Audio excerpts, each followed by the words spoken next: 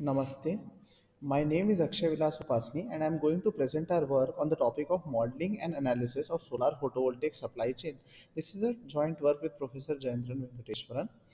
So the outline goes like introduction followed by the research objective and then the discussion about the model and then followed by results and conclusion which have been drawn out of the example scenario considered. So, what is an integrated photovoltaic supply chain structure? So, the integrated photovoltaic supply chain structure consists of module manufacturers which produce the solar panels, which then gets transported to the solar power plants as and when the solar power plants demand for the solar panels from the module manufacturers. The solar power plants then further continuously transmit energy to the corresponding demand points throughout the service life of the power plants. So here we observe an interesting phenomena that in the downstream supply chain consisting of demand points and the power plants, there is a continuous flow of energy from the power plants to the corresponding demand points throughout the service life of the power plant. So this supply chain when modeled is modeled via model M1A, which will be discussed further.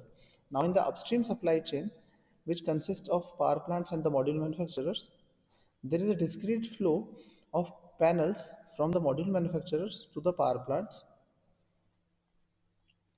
Now, this is modeled using the model named as M1B.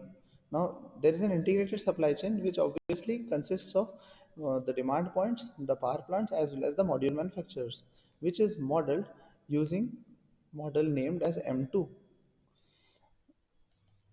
Now, the research objective is to do a network design of the power plants based on the different upstream, downstream, and integrated supply chains, okay, and compare their results in terms of the number of facilities opened, the type of facilities opened, the time frame in which those facilities got opened, and the costs which is incurred in opening those facilities via model M1 and M2. Now we assumed a 25-year time horizon in an year level model where demand was assumed to be known and the location of the facilities are selected from the candidate locations. And input of each facilities comes from the production centers of the previous facility and the capacity of the facilities are assumed to be dynamic and the new facilities once opened in a period continues to remain open. Now the index of candidate locations of the module manufacturer is denoted by N. That of candidate locations of power plant is denoted by P.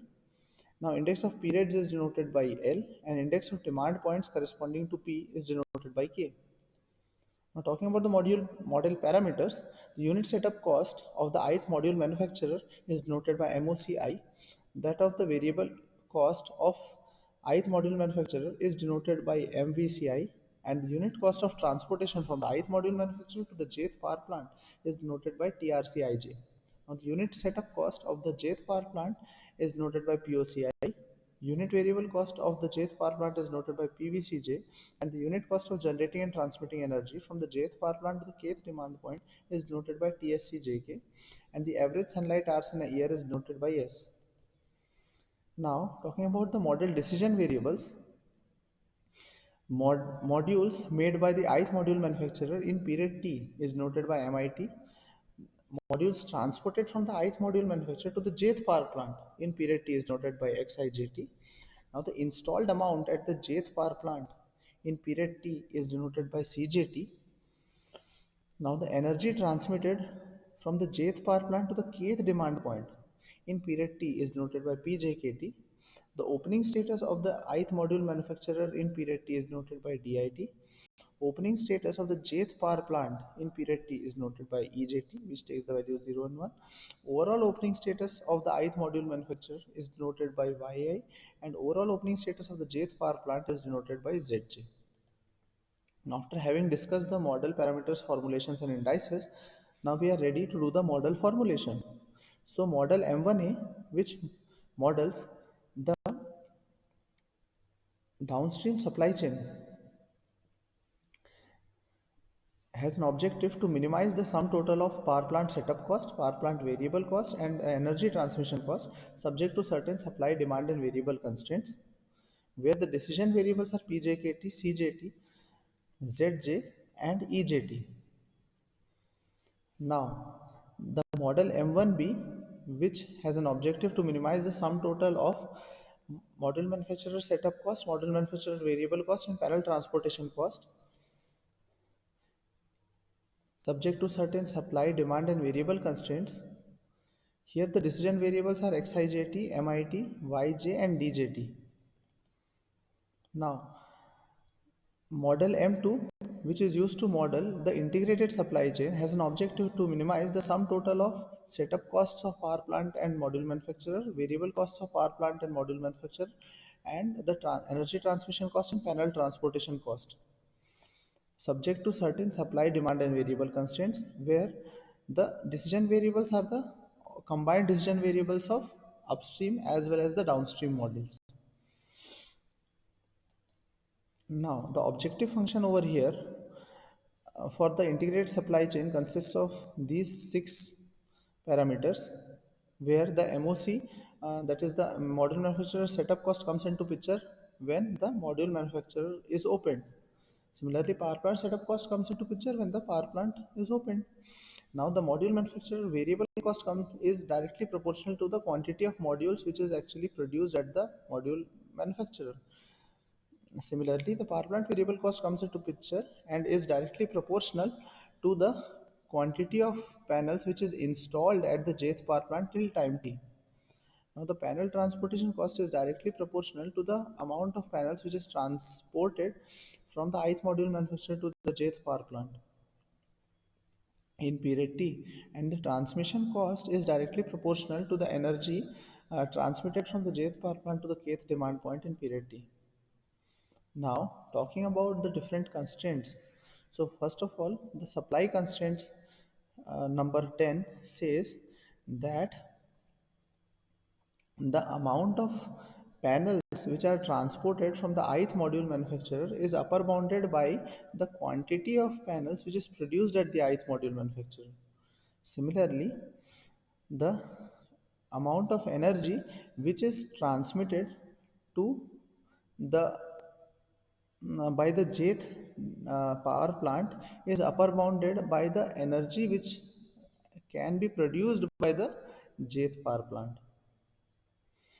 So these are the supply constraints. Now, talking about the demand constraints, the demand constraint number 12 says that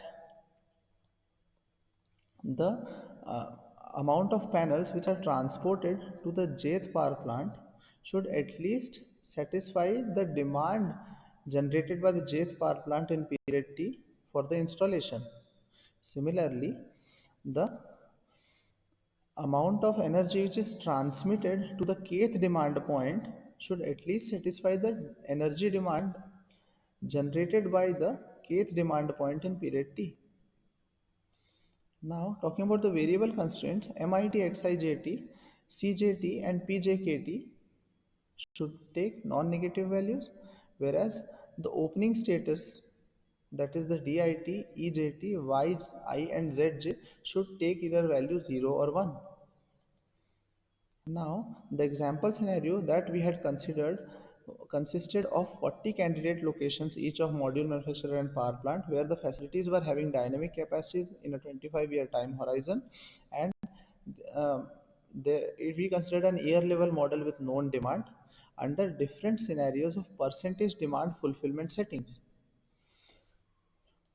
Now, talking about the key results, we observed that for different percentage of demand fulfillment settings by the solar photovoltaic supply chain, the integrated model gave opened the same number of facilities as suggested by the upstream and the downstream models, but at a much lower costs.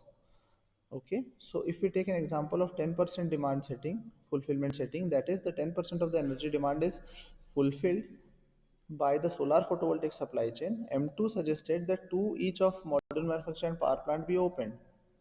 Similarly, um, M1A suggested that two power plants be opened, and M1B suggested that two module manufacturers be opened.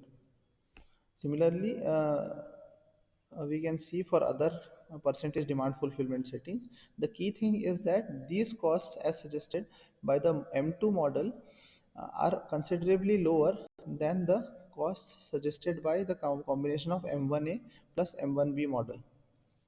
So, integrated model is opening the facilities at much lower costs. Now, delving deep into the types of facilities which are getting opened, we observed that though the quantity of facilities opened is same, but the indices of facilities which are getting opened is different for the case of M2 and M1B, where the module manufacturers which are opened are different.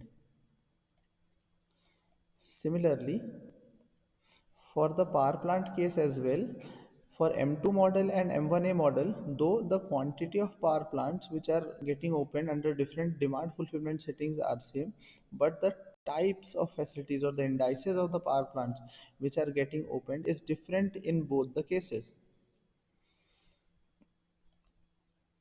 Now, talking about the time frame in which the facilities are getting opened, so for 10% demand case under M2 layout, we got to know that the 10th module manufacturer be opened at 0th time, whereas the 29th module manufacturer be opened at the 10th 6th time instant. Thus only 50% of the facilities are getting opened at year 0. Okay. Similarly, for the 10% demand fulfillment case under M1 layout, we saw that the 0th module manufacturer was opened at time instant 0, whereas the 39th module manufacturer was opened at time instant 6. So here also only 50% of the facilities are getting opened at year 0.